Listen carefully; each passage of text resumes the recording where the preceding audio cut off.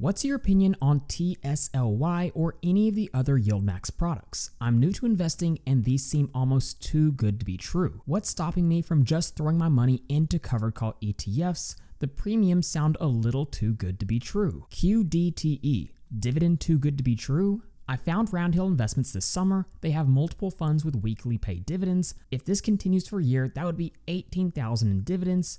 What am I missing? There's no doubt covered call ETFs are rapidly gaining in popularity. It seems like there's new covered call ETFs entering the market pretty much every single week. In fact, I've been putting together a database of covered call ETFs with in-depth data, which you can actually download for free at the link in the description. And while I actually made an in-depth guide on how exactly covered call ETFs work around 4 months ago, there still seems to be one major mistake I see a lot of people making when they analyze covered call ETFs. And if you can understand this concept, it will completely change the way you think about covered call ETFs. And no, I'm not here to tell you that all covered call ETFs are bad, but I am here to tell you that not all of them will fit your needs. Now, to start out, we have to understand there's a lot of different covered call ETFs with very different structures. For example, we have the JP Morgan Equity Premium Income ETF yielding about 8.32%, paying out dividends monthly. We have QILD, one of the fathers of covered call ETFs, paying out monthly dividends currently yielding about 13.65%. We have one of the newer ones, SPYI from NEOS, paying out monthly dividends with a yield of about 12.3%. We have TSLY, a yield max ETF, that for the trailing 12 months has a yield of 120%. And then we have QDTE, Roundhill Innovation Covered Call ETF, that has a trailing 12 months yield of 42.86% and pays out dividends actually on a weekly basis. So there's obviously a wide variety of types of covered call ETFs out there, and along with that, there's a lot of variety in the actual returns investors have been seeing. For example, if we look at JEPI over the last 5 years, it's up about 11.94%.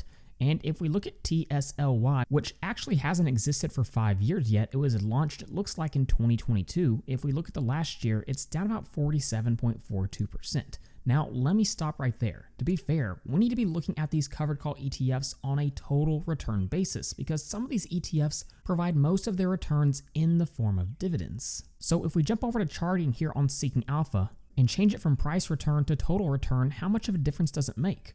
Well, all of a sudden, we can see in the last year, TSLY is up 23.48%. And then if we switch it to JEPI and look at them on a total return basis, it's up about 7.68% in the last year. But again, what I'm about to tell you is going to completely change the way we look at covered call ETFs.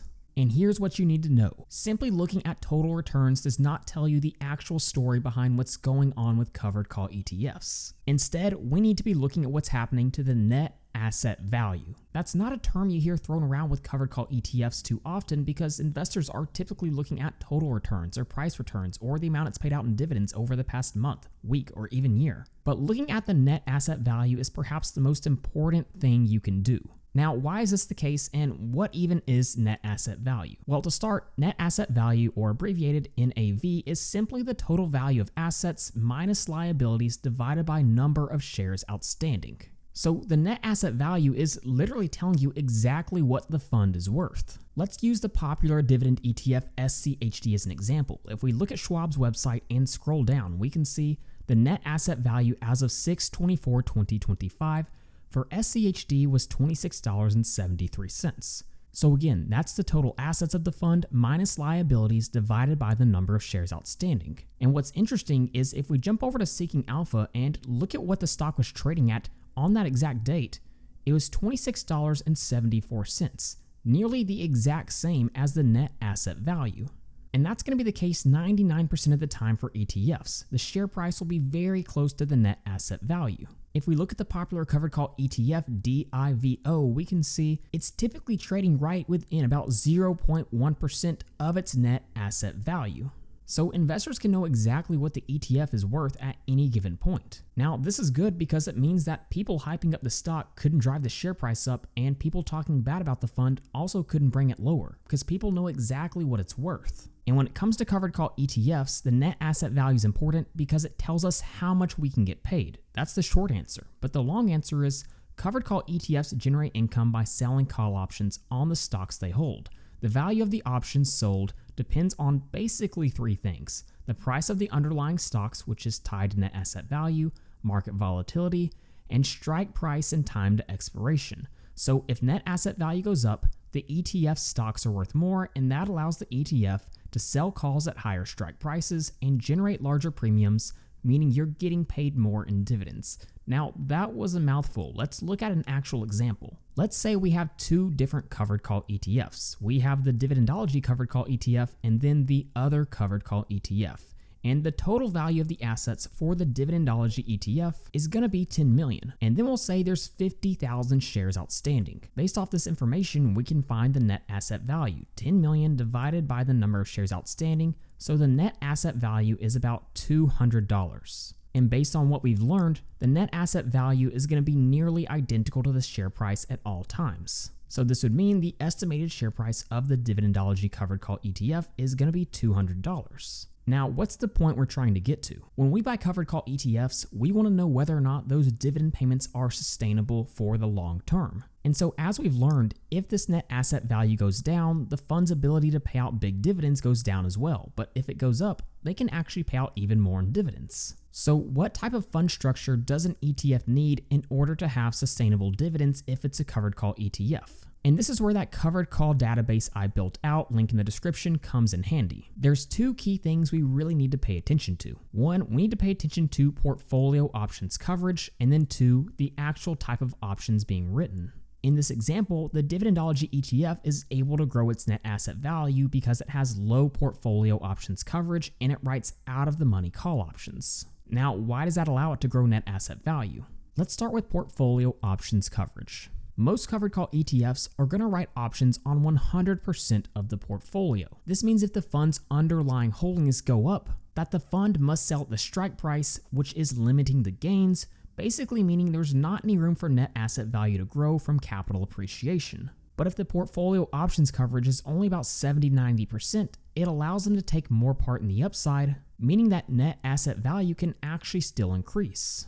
And then on top of this, out-of-the-money call options are oftentimes more favorable if you're looking for growing net asset value. And this is something I discuss over on the database. We can see most covered call ETFs either use at-the-money calls, in-the-money calls, or out-of-the-money calls. Now, out-of-the-money calls typically generate lower premium, but again, it allows some upside, meaning it's much better in bullish markets. But what do we know about the market over the long term? Well, over the long term, we know that the market goes up. Using out-of-the-money call options is the exact reason that funds like JEPI over the last 5 years are actually in the green, and funds like Devo are actually well in the green as well. Now, on the flip side of this example, what about the other covered call ETF? Well, if it has high portfolio options coverage, it completely limits the upside, and if it's using at-the-money or in-the-money call options, it's going to be able to generate higher premiums in the short term, but it's going to limit capital growth. And so if that net asset value is decreasing, eventually those dividend payments are going to decrease over the long term.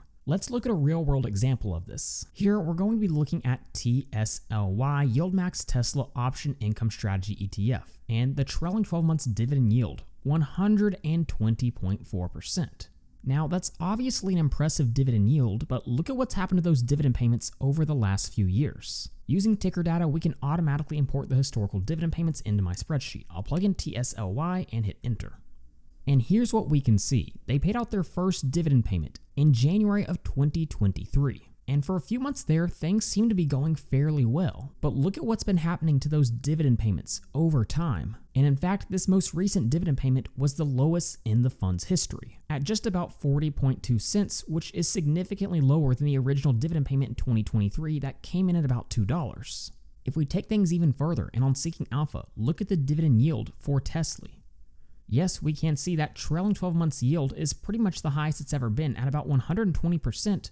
But why is that the case? Well, the reason is because net asset value and the share price have been going down. If we actually look at the yield on cost, you can see the longer that you've held this fund, the lower that your yield on cost is because they continue to pay out less and less in dividends. In fact, if you bought at the start of 2023, your yield on cost is about 39.46%, which still sounds good at first glance, but not when you consider the fact the stock has gone from about 42 all the way down to 8. Now again, the goal of this video is not at all to hate on yield max, but I do think it's an aggressive short-term strategy. Now let's compare this to Neos's QQQI. Again, let's go ahead and plug in the ticker and look at those historical dividend payments.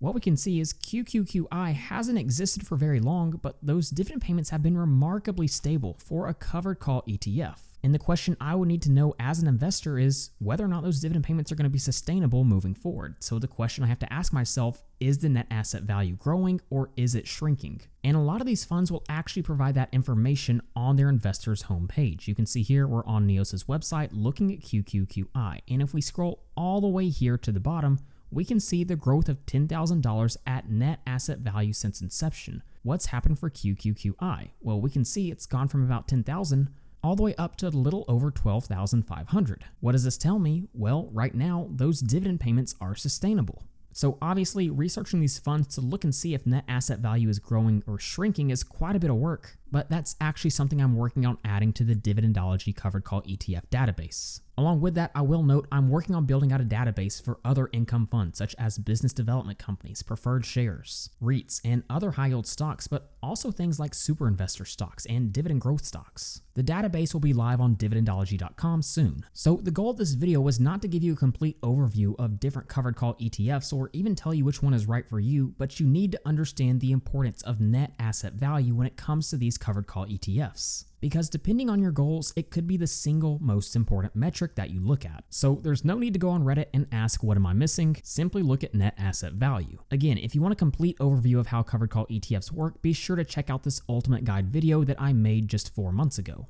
Again, you can download the spreadsheet for free at the link in the description. And if you want to get access to the future Dividendology database, you can go to Dividendology.com at the link in the description. So with all that being said, thank you guys so much for watching, and please don't forget to like and subscribe to the channel.